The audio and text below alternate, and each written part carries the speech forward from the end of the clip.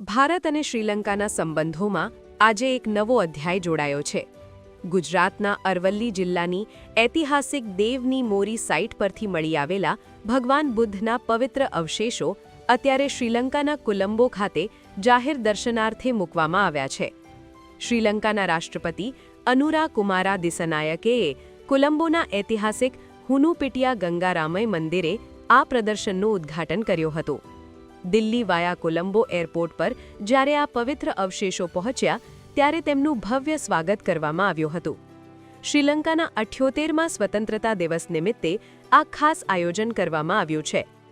આ અવશેષોનો ઇતિહાસ ઘણો ખાસ છે.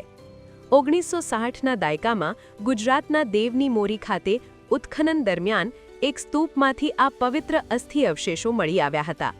અત્યાર સુધી આ અવશેષો વડોદરા મ્યુઝિયમમાં ચુસ્ત સુરક્ષા વચ્ચે રાખવામાં આવ્યા હતા.